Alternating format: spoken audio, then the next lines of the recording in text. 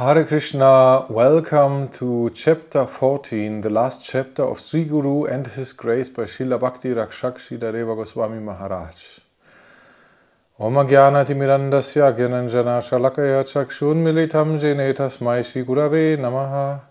Nama Om Vishnu Padaya Divagyana Pradayane Shrimate Paramadveti Swaminya Sirupine Sharanagata Bhakti Vya Shuddha Bhakti Vidayane Vishuddha Bhakti Siddhanta Radhara Nishevine Shri Krishna Chaitanya Prabhu Nityananda Shri Advaita Garadhara Shivasadi Gaura Bhakta Vrinda Hare Krishna Krishna Krishna Hare Hare Hare Rama Rama Rama Hare Hare.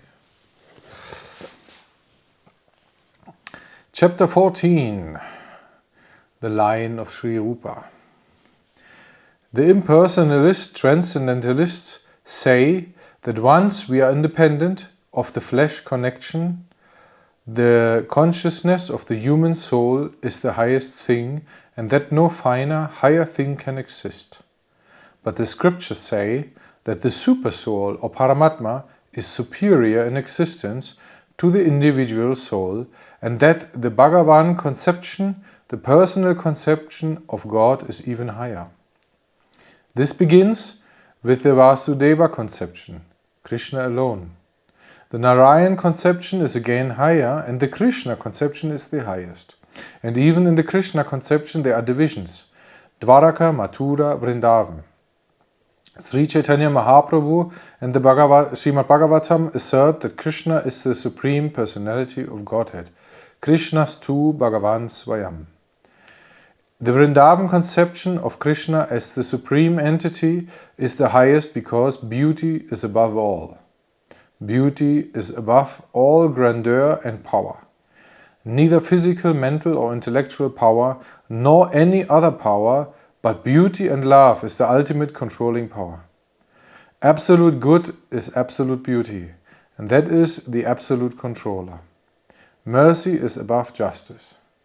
Generally, we cannot conceive that anything could be greater than justice. We think that justice must be the highest principle, but we are told that mercy is above justice. And who can show mercy? Not an ordinary person, but only a king. One who can compensate for the loss in justice can give mercy. And the highest court is able to compensate everything. Such a realm exists. And there the Lord is engaged in pastimes with his paraphernalia of equal quality. There is such law, a provision beyond the sense of justice in our puppy brain. Uddhava is recognized as the principal devotee of the Lord, and his statement about mercy is found in the Srimad Bhagavatam, Canto 3, 2nd chapter, verse 23. Aho bakiyam stana kalabgutam, jigam sayapayayat apis asadvi, lebegatim datri uchitam tatoniam, kam vadya dayalum garam varajema. He says, where else should I surrender? How can I surrender to anyone more merciful than Krishna? When I find that the demoness Putana in the garb of maternal affection went to kill Krishna, but instead received such a wonderful benediction that she was given a higher post as one of Krishna's mother. My Lord is so kind, so benevolent. Where else should I surrender? Her poisoned breast was put into the mouth of the infant child Krishna, and she was blessed with such a high and affectionate post. So, how can we measure His grace, His infinite mercy?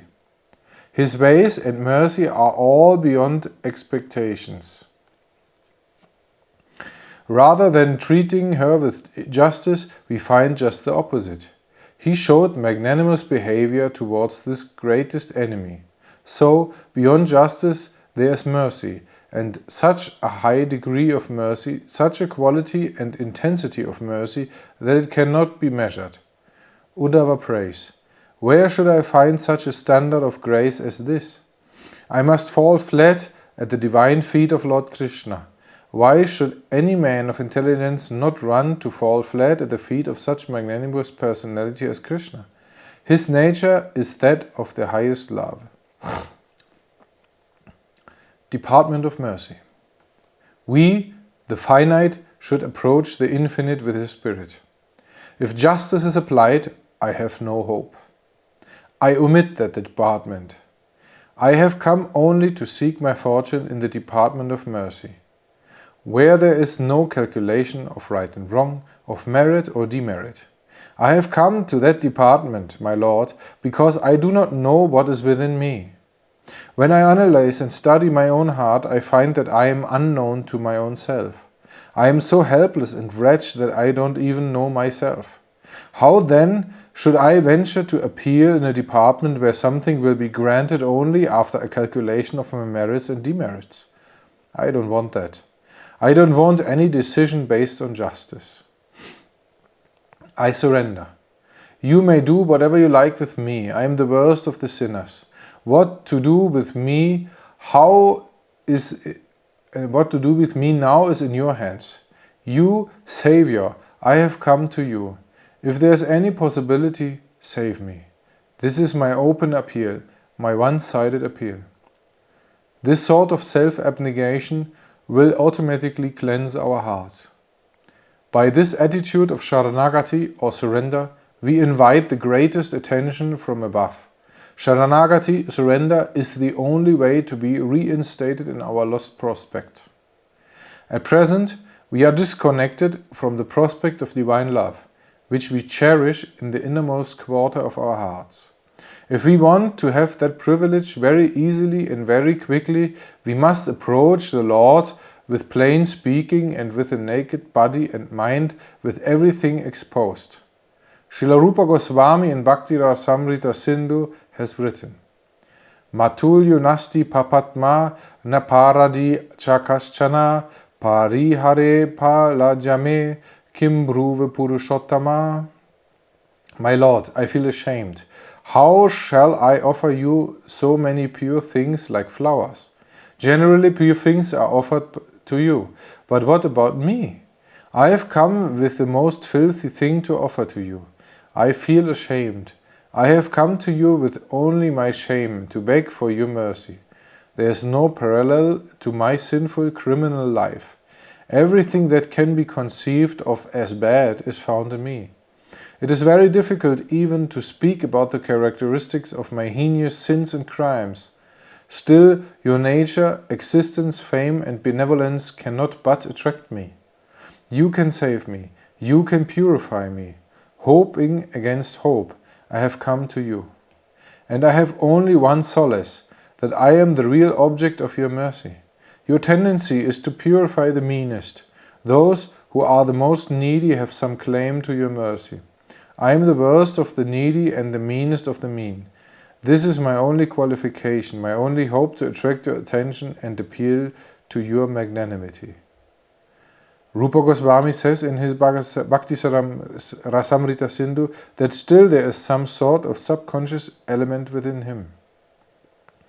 Yuvatinam yata yuni yunancha yuvatau yata mano biramate tatvan mano biramatam tvayi. Just as a young boy feels attraction for a young girl, I want that sort of attraction towards you. I want to be engrossed in you, forgetting all material paraphernalia, and by sincere surrender, at once our progress begins. And the development of that kind of attraction takes us to the topmost rank. I want that intimate connection with you. My Lord, I am the neediest of the needy, but at the same time I have this ambition. I am so disgusted with the world outside that I want the most intense and comprehensive relationship with you. With this attitude, the surrendering process begins and rises step by step. I want that standard of divine love, of intimacy with you. I want to dive deep within you.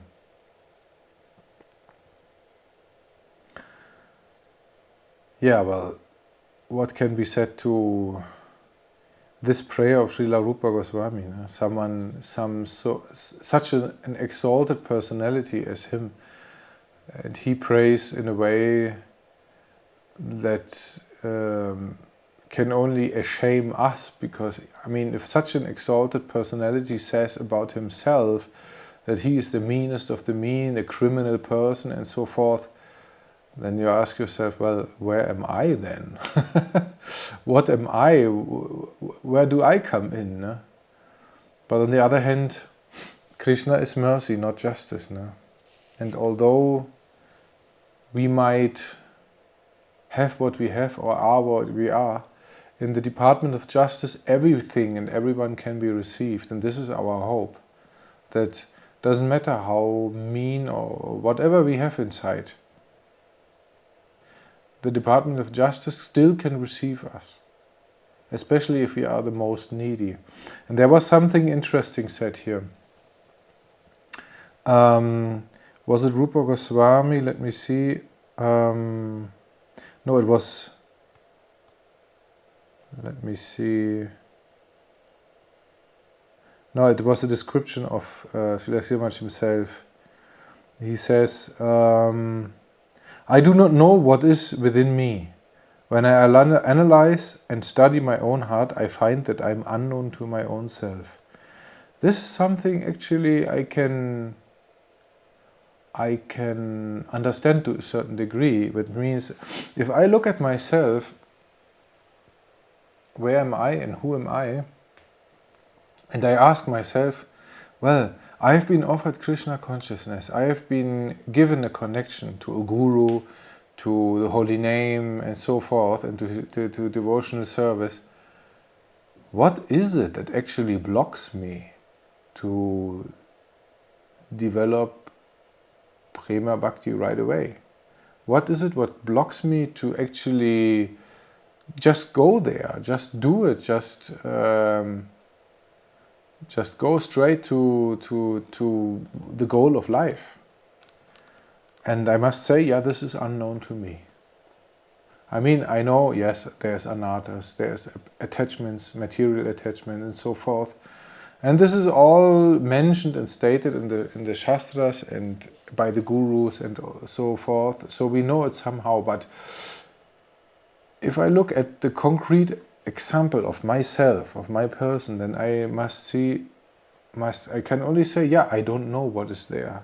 I don't know how to surpass it. I don't know how to get those roadblocks out of the way. And therefore, since I don't see what is there, I don't know what is there, I cannot do anything. I cannot do anything by myself. I'm dependent on mercy. I'm dependent on that someone really helps me to get closer to Krishna, to get closer to Krishna consciousness, to get closer to Vaishnava Dasa consciousness. I mean, the consciousness of servitorship. This is something so high. If I look at myself, I don't have it. I don't see where it can be found inside me.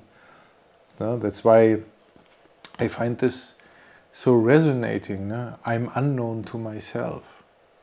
I don't know what is there. I don't know. I just see it's sometimes it's like I'm standing before a big wall which is there and which just blocks my view, which just is there and I don't know where is the door, where to go further. No? But we are appealing to the world of justice. We are appealing to the Department of Justice, as Srila Maharaj says. So this is actually our only hope, that someone from the other side of this wall, who knows everything, who sees everything, and who knows us perfectly, and who knows what we need to actually go on, that this person can come and help us. It doesn't matter where we are. And that to appeal in the Department of Justice, that we don't know, that we don't need to know what is all there, that we just have to present our case, so to say. And It's incredible, Rupa Goswami. No? He says, I'm so ashamed, there are so many pure things offered to you, my Lord, and now I'm coming to offer myself to you, and I feel this is such a filthy thing. Wow, what a humility in Rupa Goswami. No? What a standard he has put there to show what is the attitude to actually beg for mercy. No? I mean, mercy is something which comes really quickly out of the mouth. But what is mercy? No? Mercy is something which we can receive without deserving it, without having an influence about when it is given, how it is given, to whom it is given. It is something completely out of control, of our control. It is something where we just are in the position of a receiver, and we have to be patient and wait when it comes, when Krishna decides, now you get it. So there's nothing to negotiate, there's nothing to argue, nothing to bargain with. It's just begging and waiting. And this is our real position. No? And this is why Srila Goswami gives us this example also, no? And shows us what is the real value of mercy. Appearing and disappearing scriptures.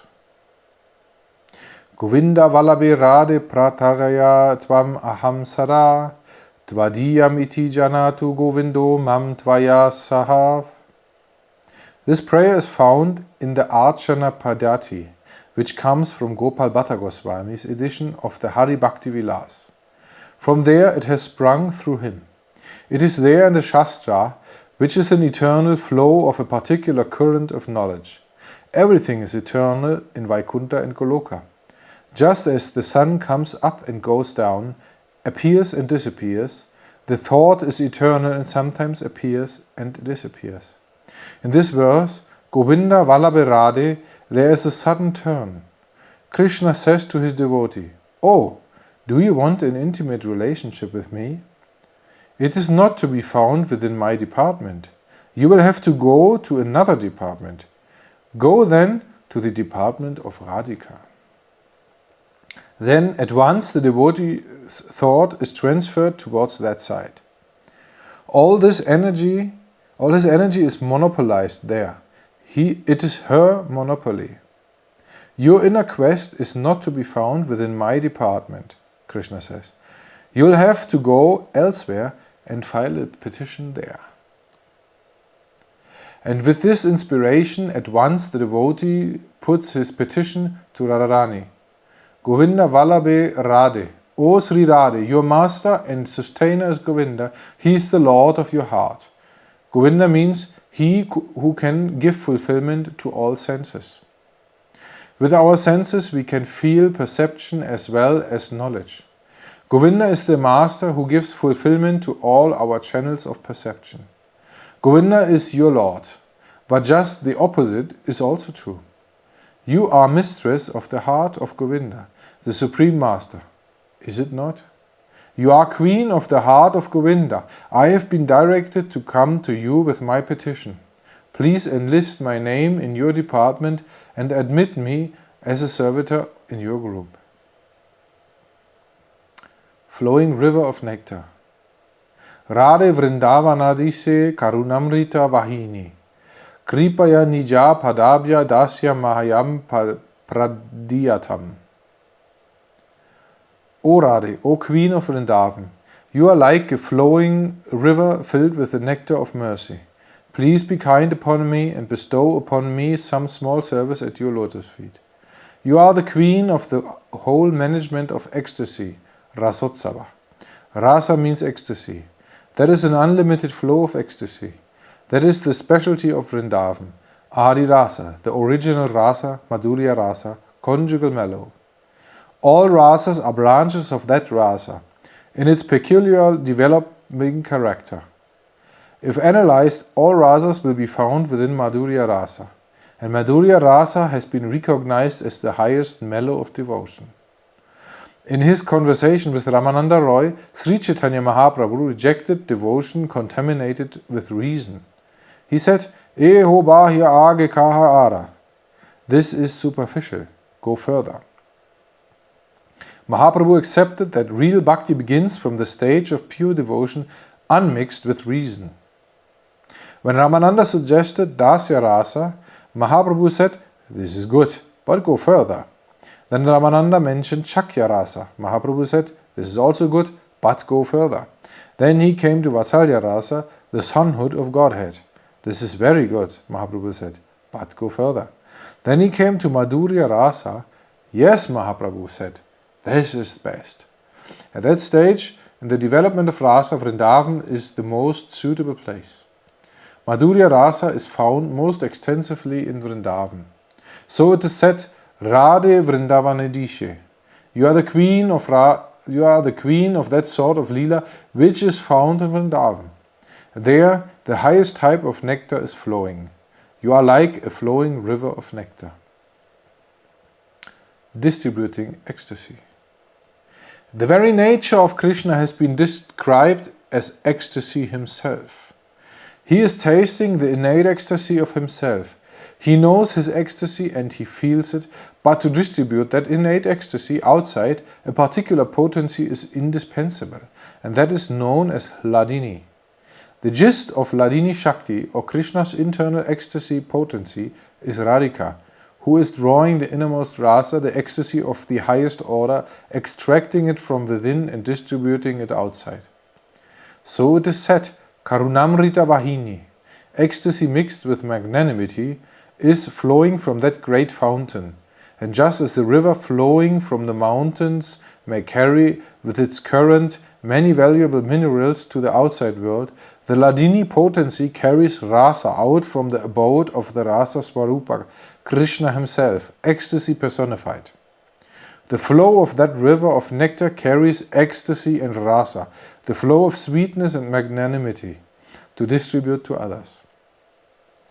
Then another categorical change is effected within the mind of a devotee. In the meantime, in the course of his progress, he realizes, "Oh, Krishna is of secondary concern to me. I find my primary concern with you, Sri Radhe. I want your direct service and not the direct service of Krishna." This awakening of the heart, intimate adherence and obligation to the next nearest agent, develops in a surrendered soul.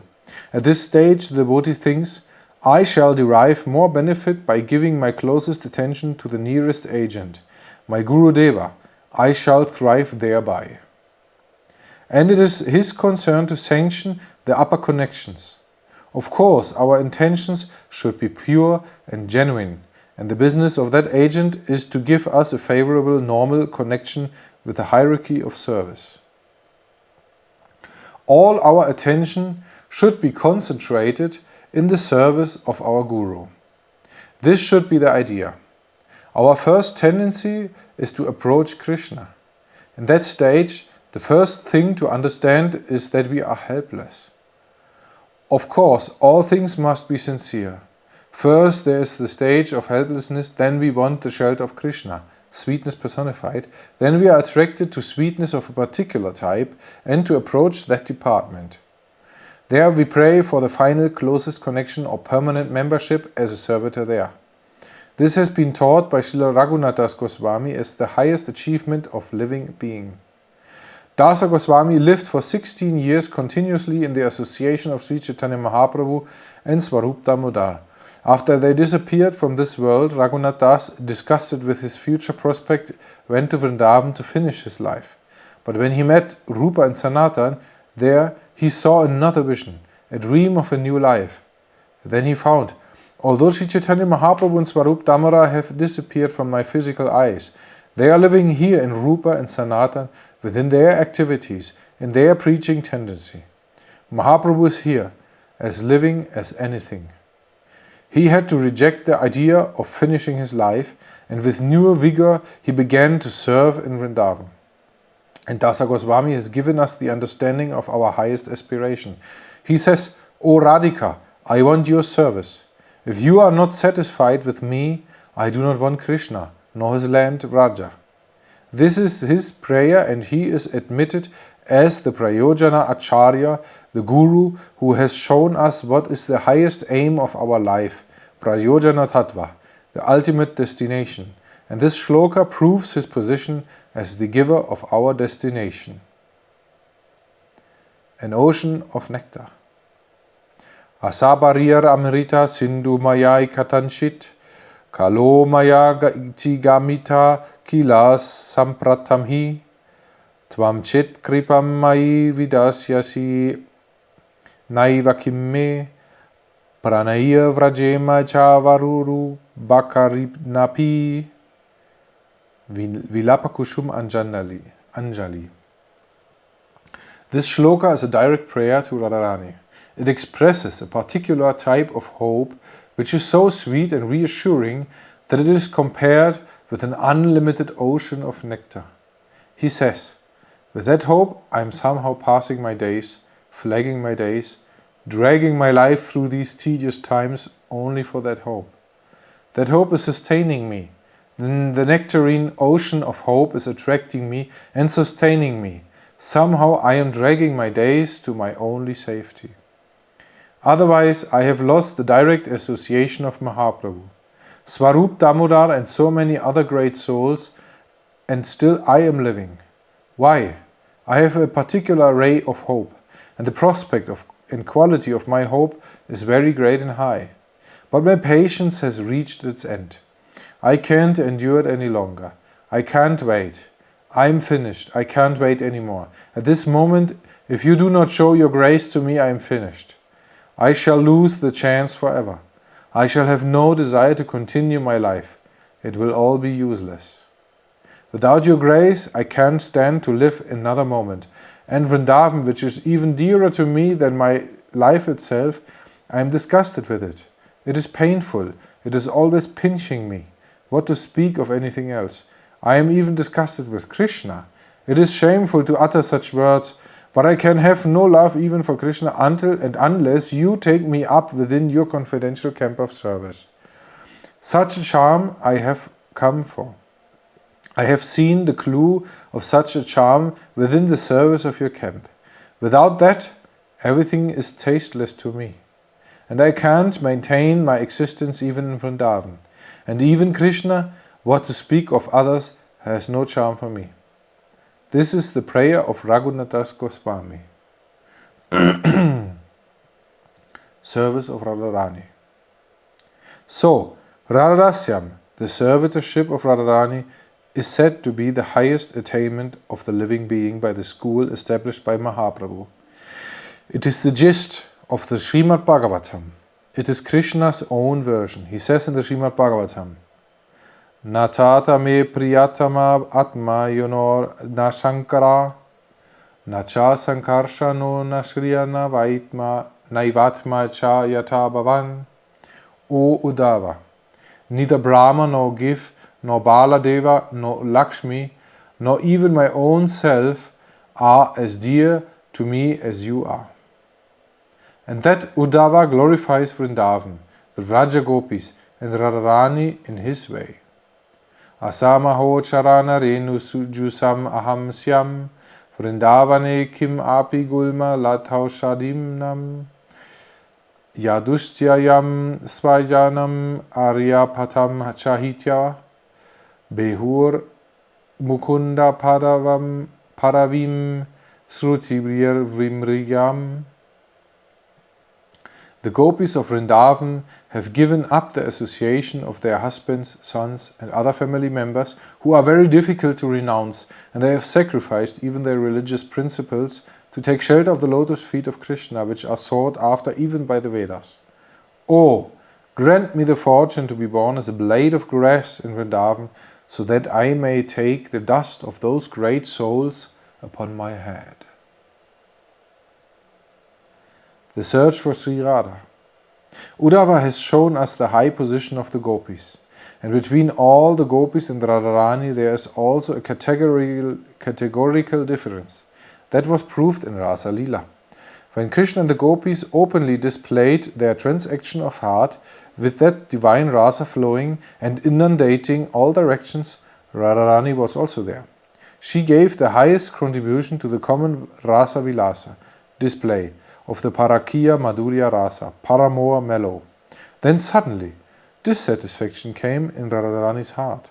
She began to think, am I also counted in the common flow of rasa? Some reaction came within her mind, and suddenly she left. After displaying her peculiar type of super excellent dancing and singing, introducing a flow of new type there, suddenly she departed. She left the circle of the rasa dance, and Krishna suddenly found, Radharani is not there. It is tasteless. The flow of rasa was there, but the gist, the quality, is a little down. He felt, why is it not so satisfactory to my inner heart? He felt some ebb in the tide. And then by inspection he found that Radharani was absent. Disappointed, he left the circle of the rasa dance and went to search after her. Although the Parakiya Madhurya rasa, the highest mellow of conjugal love, Vrindavan, and the gopis were all there, still there is a categorical difference in the quality between the other gopis and the particular camp of Radharani. In every way, there is a categorical difference both in quality and quantity. Jayadeva Goswami in his Gita Govinda has described how Krishna left the circle of the rasa dance. Kamsarya api samsara vasana badara shrinkalam radham adhaya hridaye tatyava vraja sundari. Lord Krishna took Srimati Rani visit his heart, for he wanted to dance with her. In this way, he left the arena of the rasa dance and the company of all the other beautiful damsels of Raja. Jayadeva has described in this way that Krishna left the circle of the rasa dance, taking Radha within his heart. Krishna departed in search of Radharani. Her position is so exalted. It is said, Lord Krishna's transcendental desire for loving exchanges could not be satisfied even in the midst of billions of gopis. Thus he went searching after Srimati Radharani. Just imagine how transcendentally qualified she is. Sata koti gopite naha kama nivapna. The other gopis numbered so many, but in quality they were a little less. Their total combination could not satisfy Krishna. The qualitative difference was there. That is found. The Rupa Nuga Sampradaya, the followers in the line of Sri Rupa, are those who have the unique taste of service in the camp of Radharani. In that plane, there is no entrance of any mundane exploitation or renunciation, not even the legalized shastric devotion. The highest kind of devotion is not controlled by any law. It is spontaneous and automatic. Sacrifice to the highest degree is only possible in that camp. The highest kind of divine sentiment is distributed from the camp of Srimati Radharani, and that can never be compared with any attainment hitherto known even in the eternal factor of time and space. Then there's another stage for which we should be prepared. Why should we try to enter into the camp of Radharani? Should we think that there, in that better atmosphere, we shall have Krishna's presence more confidentially? Should we think, I will have contact with Krishna very intimately? Should we want to enter into that camp? No. We want to avoid the connection of Krishna, but concentrate on the service of Radharani. Why? What more benefit is possible there in the service of Radharani? If we approach Krishna directly to give service to him, we shall be the losers. Radharani's service to Krishna is of the highest order in everywhere. If we devote our energy to help Radharani, our energy will be utilized in her service. In this way, she will serve Krishna with her service more enhanced. Then the reciprocation will pass to us through her as our reward. That will be devotion of the highest type, Mahabhava. So, the general inclination of the Shakis, the confidential maidservants of Radharani, is not to come in direct connection with Krishna. They avoid that. But still, It is the benevolent and generous nature of Radharani to connect with Krishna on some plea at some time or other. But their innate nature is always to avoid Krishna and concentrate on the service of Radharani. This is confirmed in the Chaitanya Charitamrita. Radhara Swarupa Krishna Prema Kalpalata Shakigana Hayatara Pallava Pushpapata. By nature, Srimati Radharani is just like a creeper of love of Godhead, and the gopis are the twigs, flowers and leaves of that creeper. Eternally the twigs, flowers and leaves sprout from the creeper of Srimati Radharani. She is the trunk and they are the branches. This is their relationship. Yet still, there is another, higher thing. We are known as Rupa Nuga, the followers of Sri Rupa. Why? The service of Srimati Radharani eliminates everything, even Narayan, to go to Krishna. There is the Krishna of Dwaraka, the Krishna of Mathura, and the Krishna of Vrindavan. Then again, in Vrindavan, where there is free mixing without hesitation in other camps, Radharani's camp is the highest. Eliminating all other camps, direct service to Radharani is considered to be the highest. Still, there is another point. Srila Rupa Goswami, Shri Rupa Manjari. Who is Rupa? Rupa Manjari. Generally, the hierarchy in the spiritual world is eternal. New recruits can occupy a particular rank of Manjari, assistant in Madhurya Rasa. And the leader of the Manjaris is Sri Rupa Manjari. What is the special feature of the Manjari camp which is not found among the Shakis, girlfriends of Krishna? First there is Radharani, then the camp of her right-hand personal attendant Lalita. Then under Lalita there is Sri Rupa Manjari. What is the unique position of the followers of Sri Rupa? The new recruits can attain to that status. Now, the privilege of this Manjari class we are to conceive most respectfully and attentively. When Radha and Govinda are in secrecy in a private place, the Shakis, who are well versed in the art of that kind of play, because they are little grown up, do not like to approach there to disturb their confidential mixing. If the more grown-up Shakis enter there, both Radha and Govinda will feel shy. So their presence may create some disturbance. But the younger girls can enter there, and then Radha and Govinda have no hesitation in free mixing.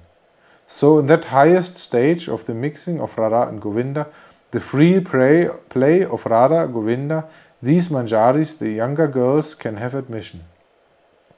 But the grown-up Shakis cannot have admission there. New recruits may come up to the Manjari class, and the Manjaris have that sort of special advantage under the leadership of Sri Rupa Manjari. So they get the best advantage there, the most sacred type of pure service, which is not open even to the Shakis, is open to the Manjaris. That is found in the Radharani's camp. So the position of the Rupa Nugas, the followers of Sri Rupa, is the most profitable position. That has been given out by Sri Chaitanya Mahaprabhu. That has been shown by him, and that is fixed as the highest limit of our fortune, in Krishna's concern. This is unexpectable, undesignable and beyond hope, but our prospect lies there in that subtle camp of Sri Rupa Manjari, Rupa Goswami. So, the camp, the Sampradaya of Sri Chaitanya Mahaprabhu is known as the Rupa Nuga Sampradaya. There our fate and our fortune is located. Now we have to conduct ourselves in such a way that naturally we can connect with that highest, purest spiritual conception from here. We must not allow ourselves to be satisfied with anything less than this highest idea. That should be the highest goal of our life, and we must adjust our approach from our present position. Spiritual inheritance. We are minors. Our father has left us with so many important documents about the properties we are to inherit. As minors, we should try to find out what properties belong to us in those documents. When we come of age, then we shall take possession of our rightful inheritance.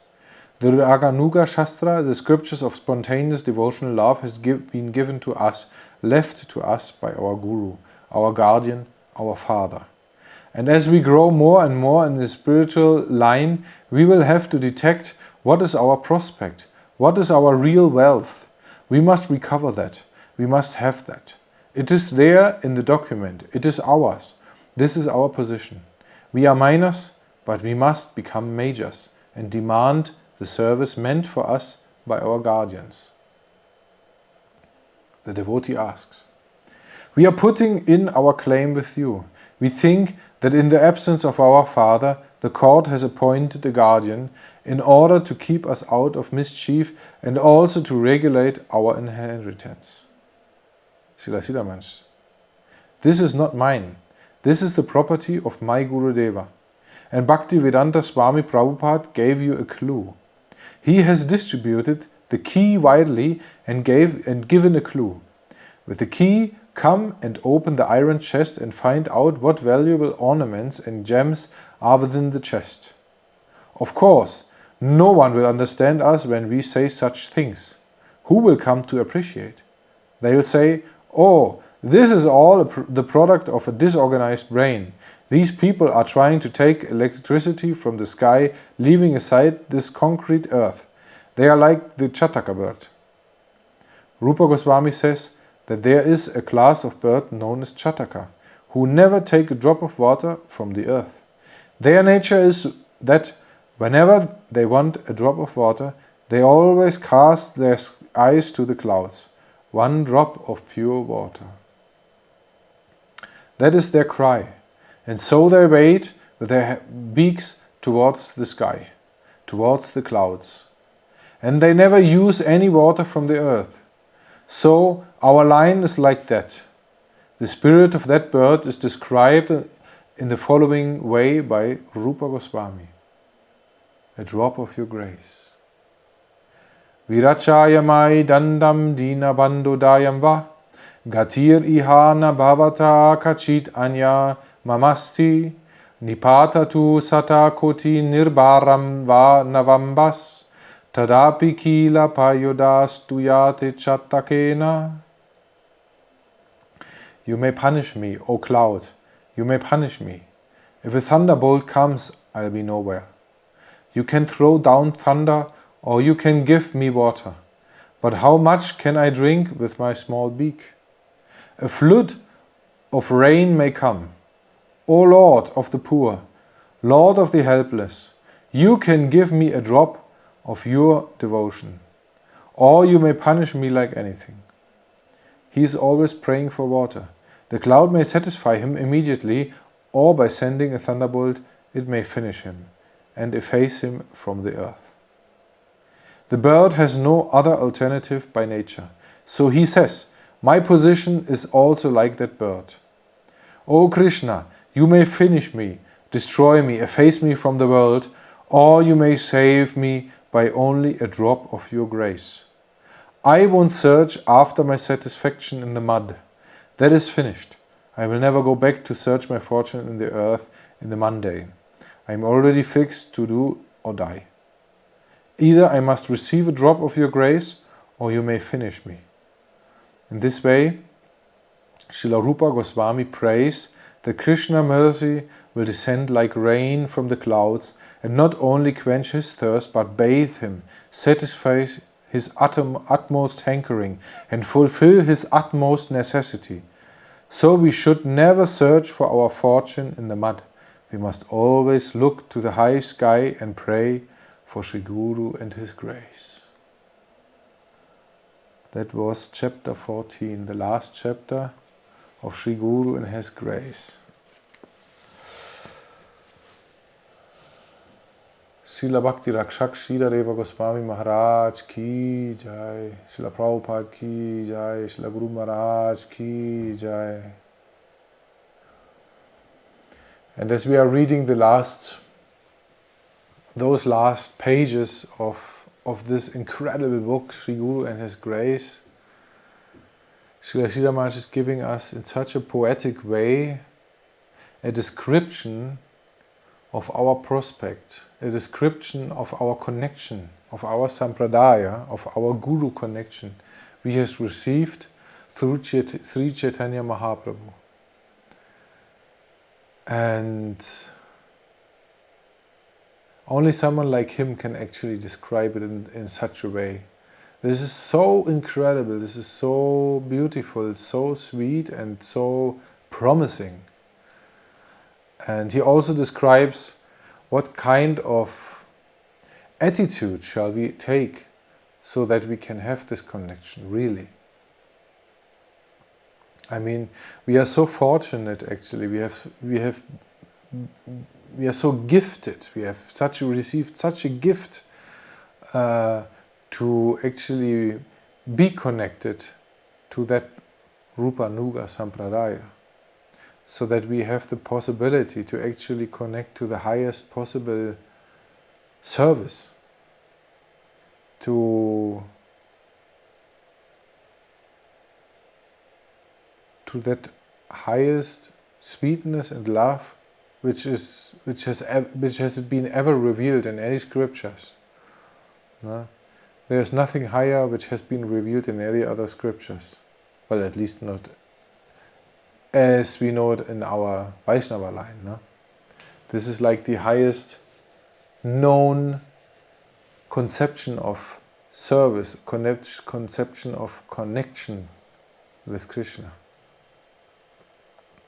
Through Radharani, and especially through Sri Rupa Manjari towards Radharani. And well, what more can be said? We just can listen these lines of Srila Maharaj and be wonderstruck by what he has revealed to us. Well, all the Vaishnavacharya, but he has revealed to us that all this is behind Sri Guru and His grace. All this is available through the Guru in our line. All this is potentially there. And we just have to develop that intense desire to really be connected to this. Yeah? Sometimes when we are going around in this material world and we are so engaged in the different duties, engaged in our daily life, and we are so distracted by so many things which we have to take care of, we forget it. We forget that something like this exists. We forget that, well, at least I do, forget that this is waiting on the other end of my connection with the Guru. No? So in that case, I can just try to do something for Gurudeva. I can just try to do something to connect myself with that department. Because somehow Srila Maharaj has described here that through the service to our Guru, we are connected up to that department. And this is really our hope. This connection is our hope. Through Sri Guru we are connected there, and by doing seva to him, this connection manifests actually. Because that seva is not something mundane. It's not like what we say in German, Trockenschwimmen. It's not like we are exercising before we get real. Before it gets real. No, it is already the real thing we are connected to. Seva is the real thing. And Gurudeva is just helping us to take our eternal position in that seva. Nitya seva. To become Nitya Sevakas, eternal servants. And all this comes down to Sri Guru and His grace. And it is so, improbable I would say even impossible, to actually come into this connection without the grace. It is impossible. I mean, I can remember, or I can, when I think back in the times when I started my spiritual life or my spiritual way in this body, I understood nothing of this. I had no clue what I was connected to. And still I have no clue. I just can read this and I say, wow, this is there? Really? Something like this exists and I am connected to this? Why? How did it come to me? It's like even unthinkable how this entered into my life, something that high and that beautiful. No? And especially when I see all the living entities struggling so much in this world of illusion and misconception, not knowing that something like this exists, not even having the slightest clue of that. And so I cannot but feel most fortunate by having received this connection to Sri Guru and His grace. I mean, I can only repeat these words over and over and over and over. Sri Guru and His grace. Sri Guru and His grace. This is our only hope and our only solace. And whatever connection we can get with our Guru, whatever service connection we can get, we should just take it. And shouldn't wait any second. As much as we can, we should do this. We should take up this possibility, because whenever we do something to satisfy our Guru Deva, it will somehow reach there. It will somehow come to Radha and Krishna. And this is, I mean, you can go mental by this, no? You can think, oh yeah, and start imagining and things like this. I mean, we shouldn't do this, but on the other hand, it's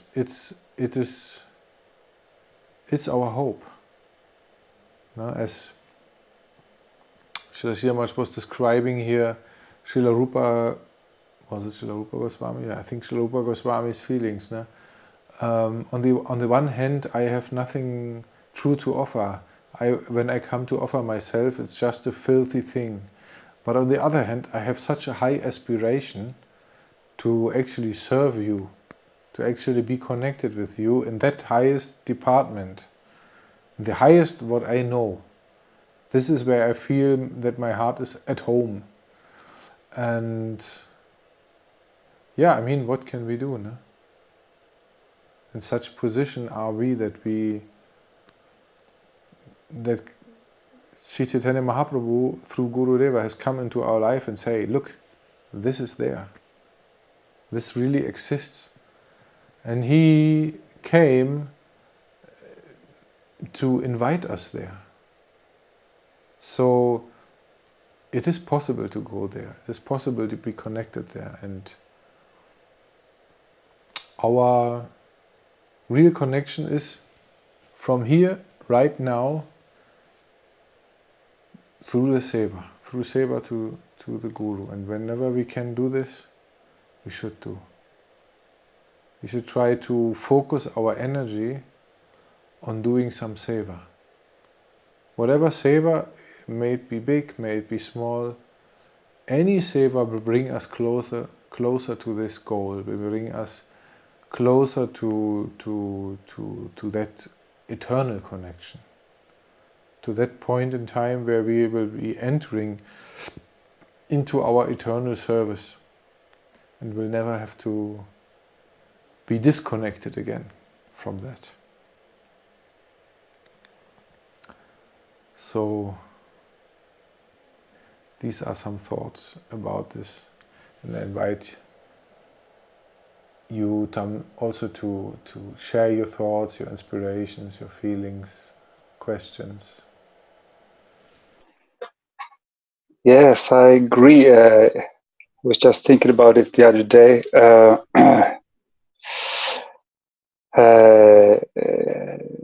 And I realized that Sri Guru's grace is inconceivable, really. When you have no idea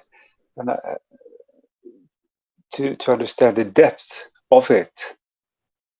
because it's actually, when it comes, it's so profound, you know what, and it's not from me, it's just pure grace, as you said, what do I know?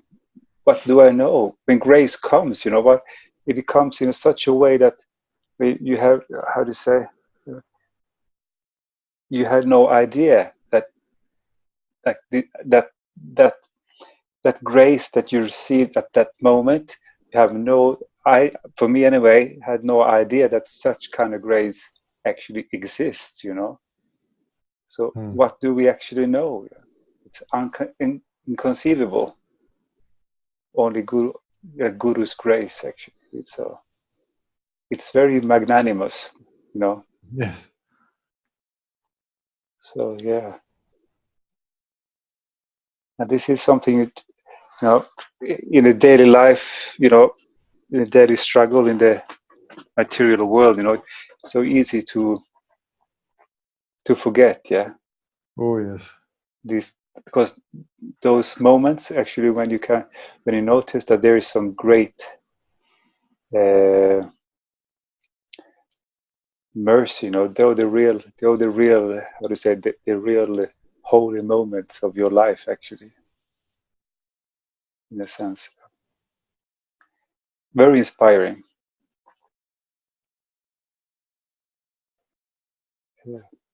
Yeah, we have to really try to connect more and more, to have more, as you say, holy moments in life. Yeah. Because these holy moments are the fountain of our inspiration, Mm-hmm. the fountain of our strength to connect more. Yeah, sure.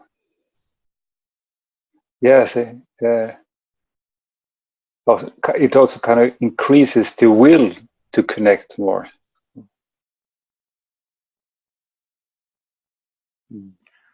Yeah, it somehow seems inevitable.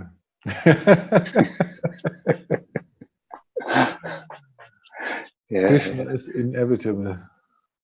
Yes, but I think what you also mentioned there, I think that service is so crucial to Guru, that you actually do some active service. I have realized that very late, actually, very, very late, Yeah, and that makes an how do you say? That makes the whole difference. Yes, definitely. Being passive or being active. Yeah, definitely.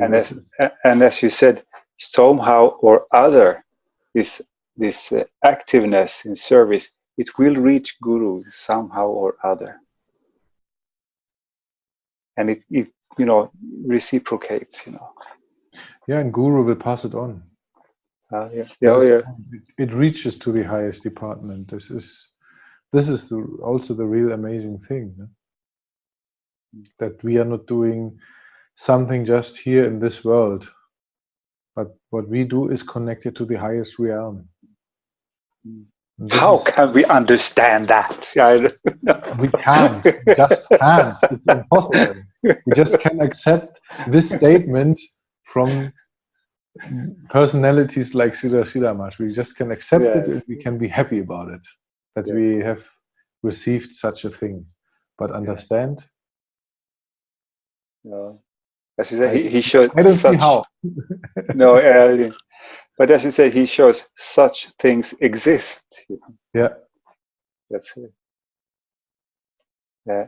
But then I have another more kind of technical question, actually, about this serving. Like he talked about, not serving Krishna directly, but it has to go like through Radharani and Guru. But I was thinking the other day, actually, when it was Radhastami, I mean, I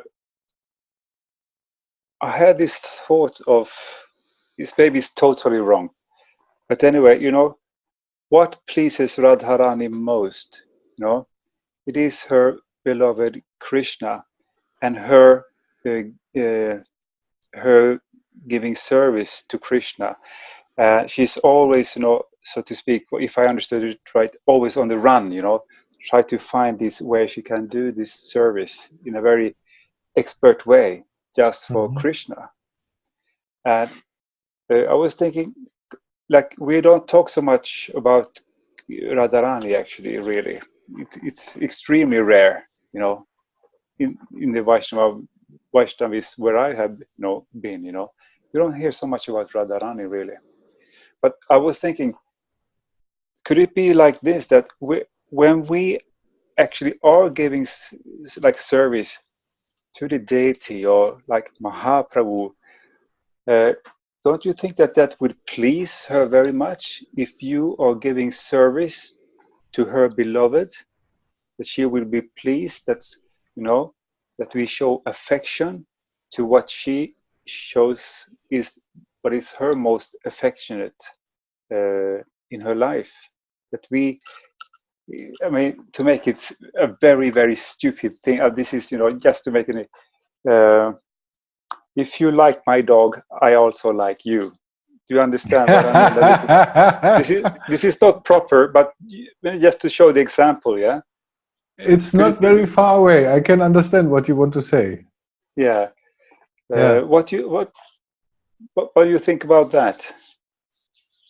You know, so Yeah.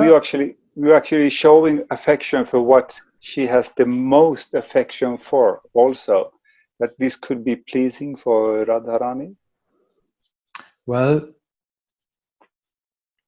I mean, what's the translation of the name Krishna? The name Krishna is the all-attracting. So Krishna is attracting all living entities towards him. So, as Srila much mentioned here, in the beginning stages, we think about doing service for Krishna because he attracts us in a general way. And when we come closer and things get more clear, when we have a real connection with Guru, we will understand in our line that there's some higher quality of service we can actually do for Krishna. And this is by helping Radharani in her service, because we know Radharani's service is of the utmost quality. And our intention is to give the best to Krishna what there is. And so we refrain from trying to approach him directly. We say, no, we want to serve Radharani because we know she's the one who can, she's the only one who can please Krishna completely. That's why also this example was given of the Rasa dance when Radharani suddenly disappeared and Krishna was leaving behind all the gopis just to look for Radharani. And so that is the intention behind all this. No? Of course, we all are attracted by Krishna. No? And when we help Radharani to make her service better, to enhance her service, then both of them, Radha and Krishna, will be most satisfied. And as Srila says, then this reciprocation will come down to us through Radharani. And well, this is his description, and it's somehow plausible, but don't try to understand it. Don't try to go too deep there with the mind, because the mind cannot understand this. And I was laughing when you mentioned this example with the dog and the master. Actually, I was reading, Srila was using just that example with the dog and the master in the relation of Guru and Krishna. Okay. I mean, he describes that you cannot love Krishna without loving your Guru. So it's like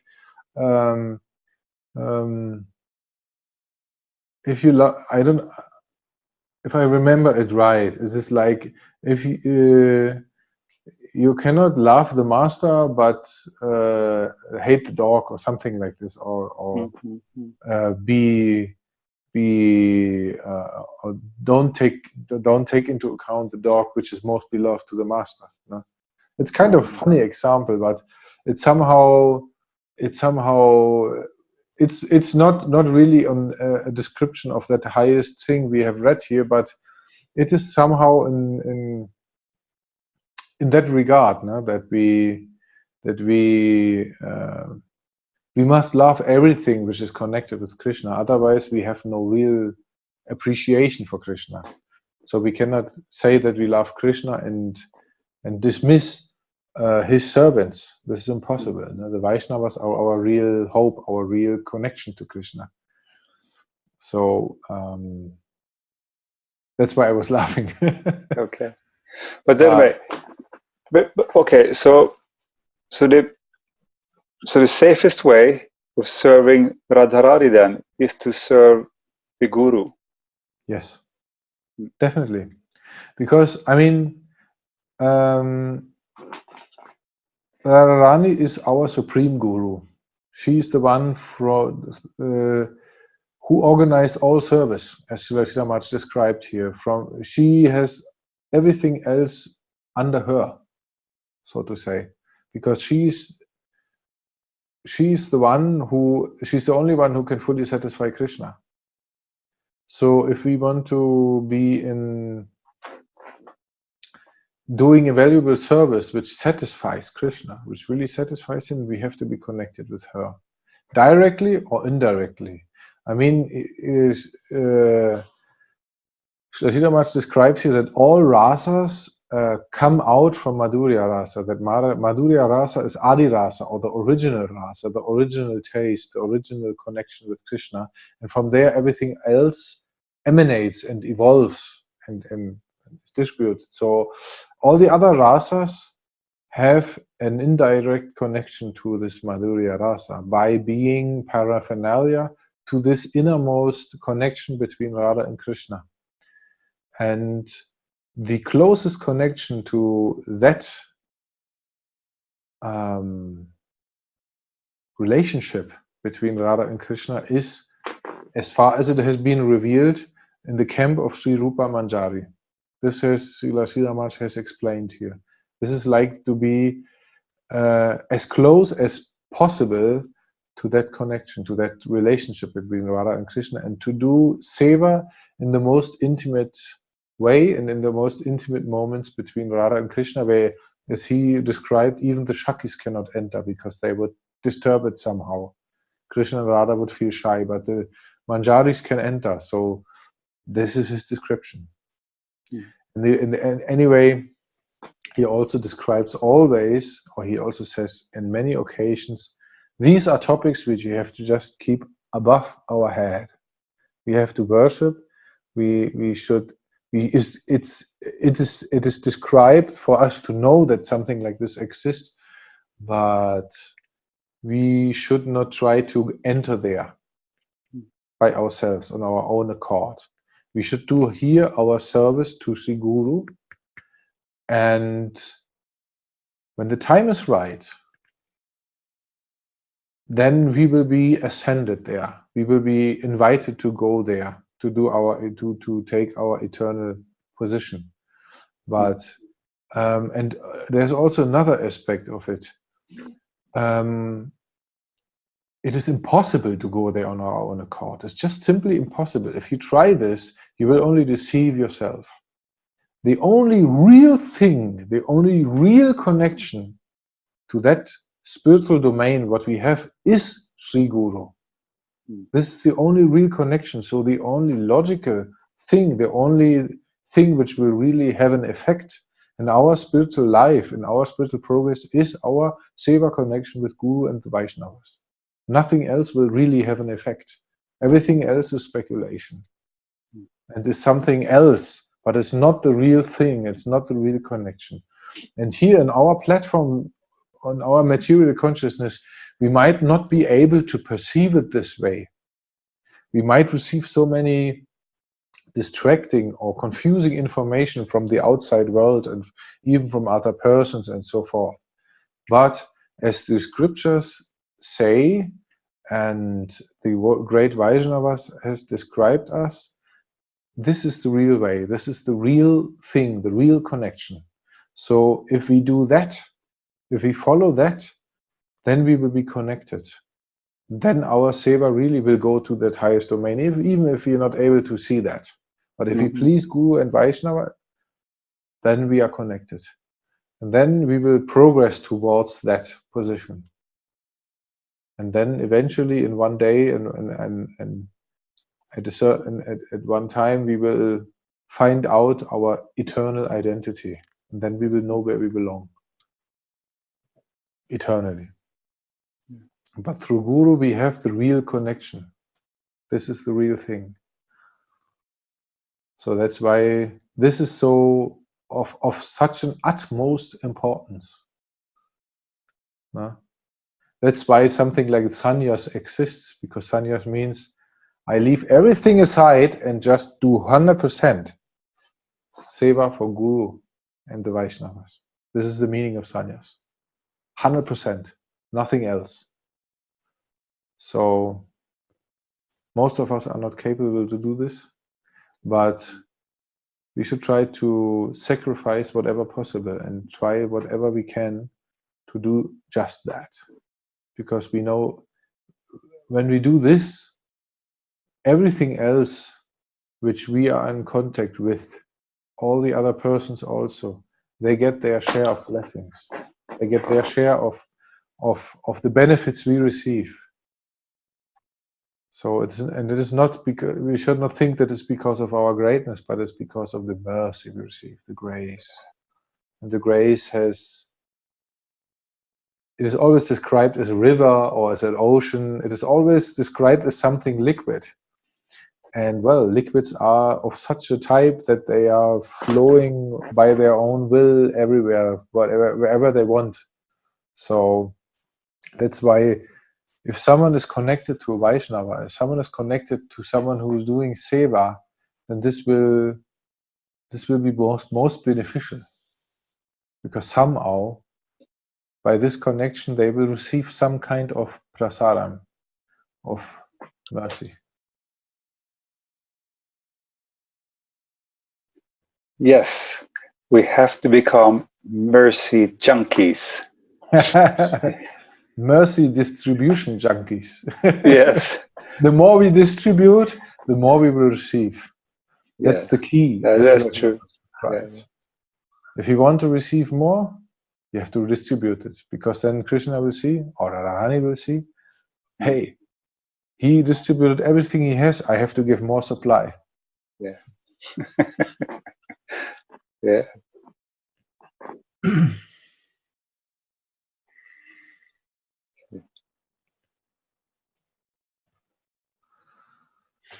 Yeah. This connection is all positive. All positive. Yes, but yeah. That's the thing about Krishna consciousness. How do you reach people? I mean, it is something very positive in so many planes, of existence, How do you get through those thick walls of surrounding people, To realize, why do you think I am doing this, Why do you think, It's very beneficial in so many ways, Yeah. Otherwise, I would not be around here anymore, actually. I would have left long time ago. Yeah. How do you conceive people? I mean, how do you, transmit this kind of, knowledge and feeling emotions about these things, without just being something, oh, no, now he's just talking about these religious things again, Well, practice what you preach. This is one thing. If you preach something, try to practice it as much as you can. And by this will manifest in your life. And then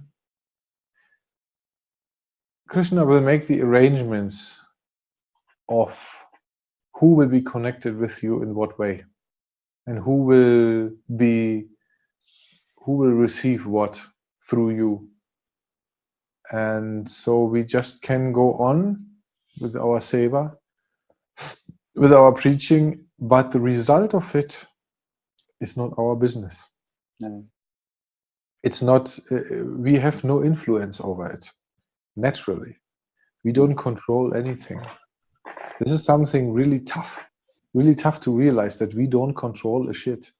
We don't control nothing, not one atom, not 1 second of time, nothing.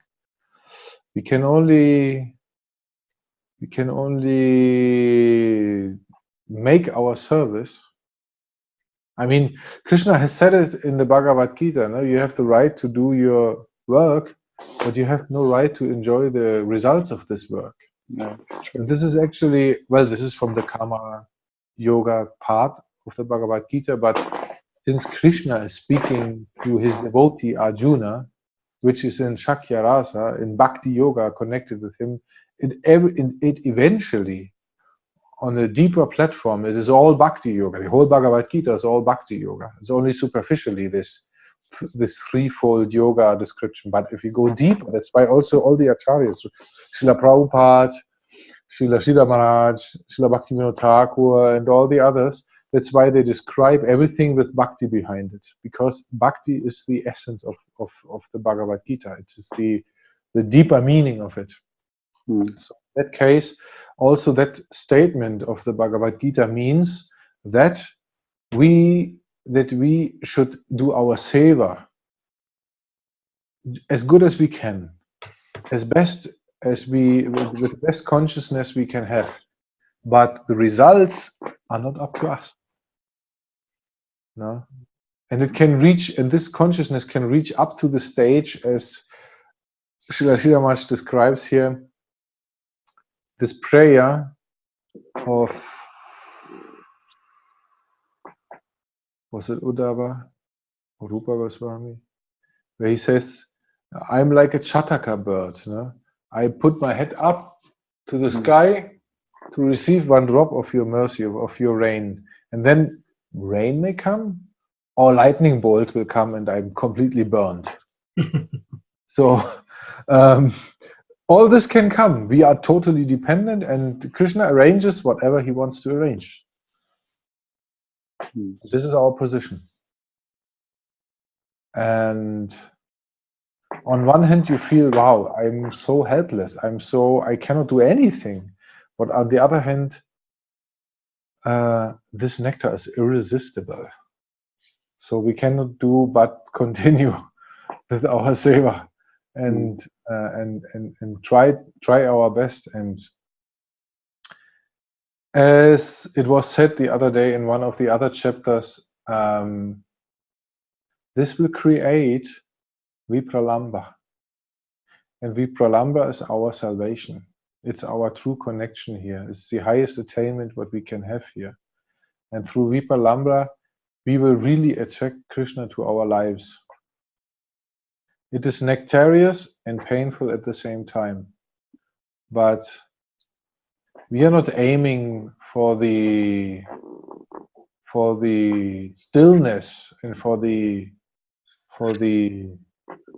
stillness of the Brahman.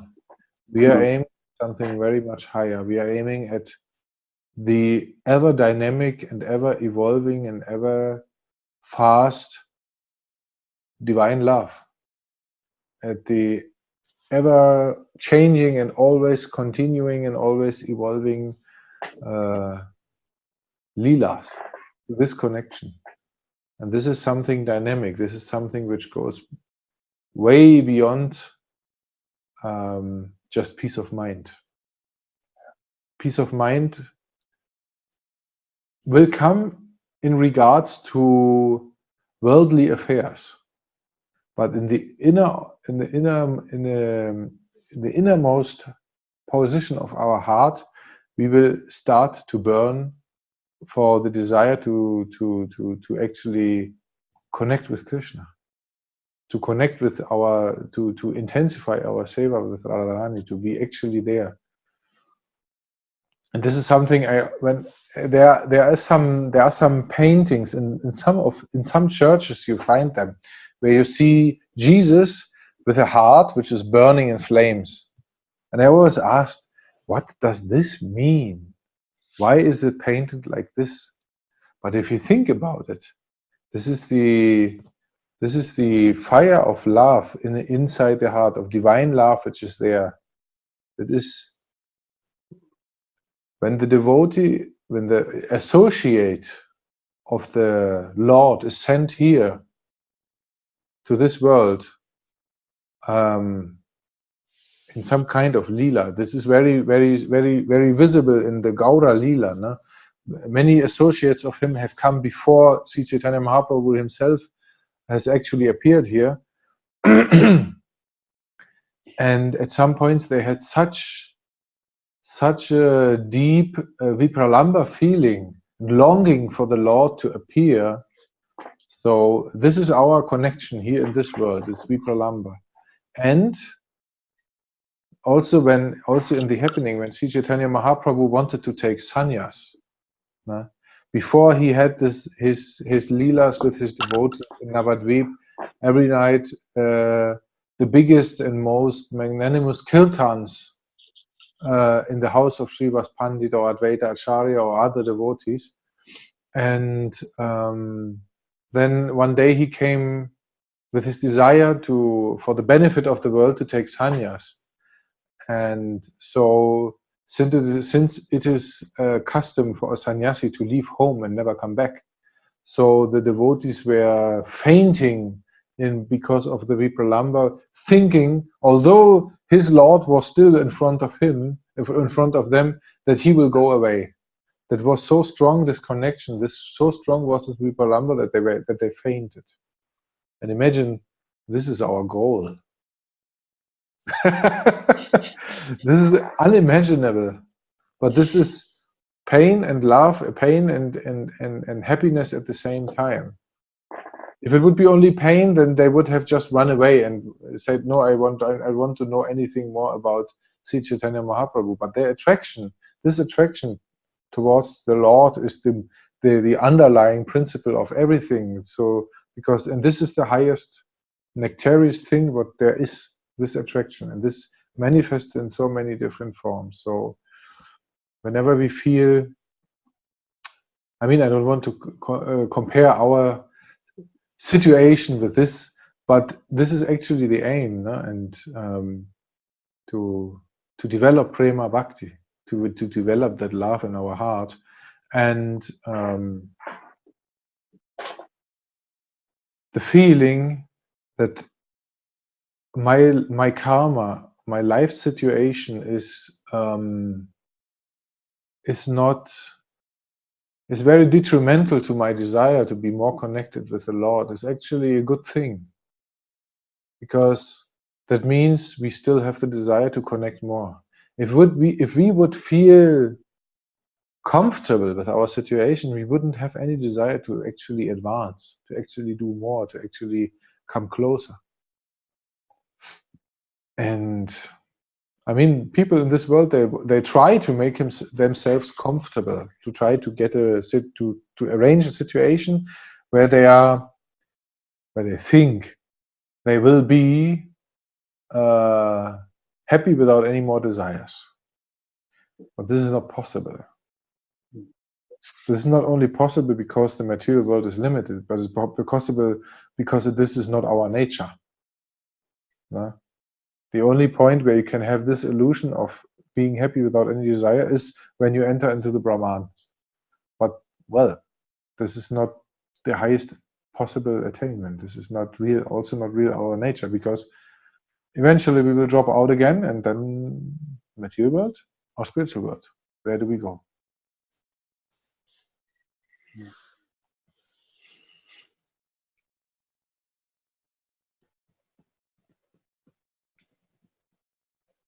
So our only solution is just continue. And always long for the association of Guru and Vaishnava. Try our best.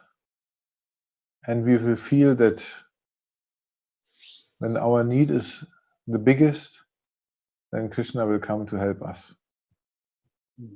He will not let us down in any point. But we also have to, we have to learn to ask for him, to look for him, to search for him, to long for him. This is the goal, to learn to long for him.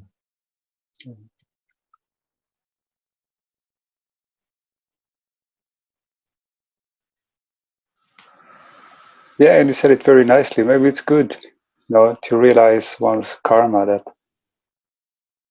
if you would have been, what's the word, complacent, or what is it? Complacency. Yeah, then you would not be that active either. That's very good, actually. Yeah, always striving. Always striving. If there is no striving, there is no life in it, so to speak. Yeah. Very good.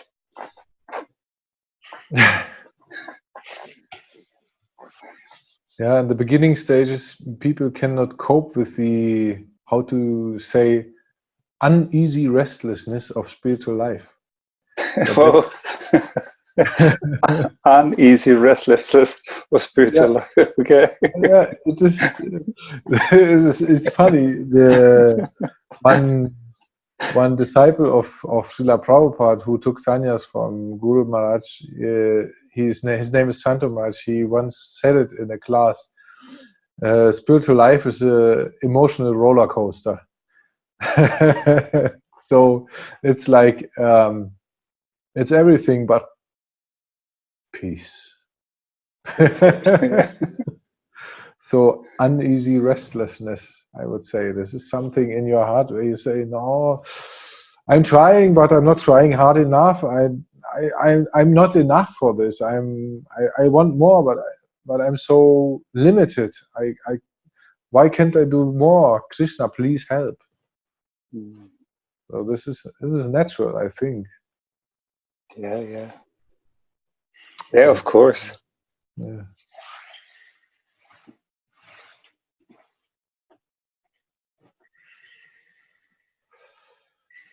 Yeah. And sometimes it makes it, if you look at your own, anyway, for me, my situation, my position, and then you look at Guru Maharaj, where he is at, where Prabhupada, where he was at, in his spiritual, progress, that is so far, far, far, far away. Well, I think we cannot imagine where they really are. It's inconceivable to us. On the other hand, Krishna has sent us his agents not to mock us, but to tell us that we can go there where they are. This is the real. This is our hope. No, this is not some fantasy. This is not something unreachable. It's not something impossible to be connected in such a way as they are.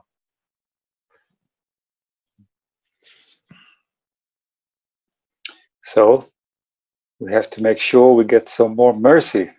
Yeah. We have to make sure to get some more seva. This is the practical manifestation of mercy, is seva. Yes. If we want mercy, it's not some imaginary thing or some metaphysical thing. It is seva. This is the mercy. When we have more seva, then we have more mercy. Yeah. Practically, it's just like that. If we really do some seva, then we have some mercy. And although we might not perceive it this way, but it is there. Because at that moment when we serve, we are connected with Gurudeva, we're making him happy, and that means it will reach there. And everything else will be arranged by the higher department. Yes. And I just want to say this, because this is now the end of the book, but I think, considering the situation, all this turbulence which has been around here for some time, but anyway, just reading Sri Guru and his grace, I just see so much of Gurudev in it, so much of Gurudev is in there. So it cannot be but genuine, it cannot be but genuine when there is so much. Yeah, you can recognize the teachings from this book in Gurudeva. Yeah, it is there in him, manifested. It is manifested very clearly. So. Yeah. That's very nice to read. It's very, very comforting, actually. Very, very comforting. Yes. Mm. Yeah, it is comforting to see that all doors are open. Yeah. We are not disconnected, but we are connected, actually, which is proven by those different parts in Sri Guru and his grace, which we can see manifest in Gurudeva.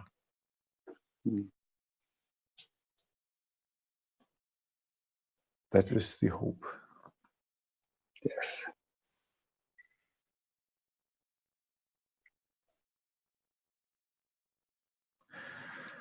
Sri Guru and his grace, ki jai. Srila Maharaj, ki jai. Srila Prabhupada, ki jai. Srila Guru Maharaj, ki jai. Gaura Premanande. Hari Bol. Hari Bol.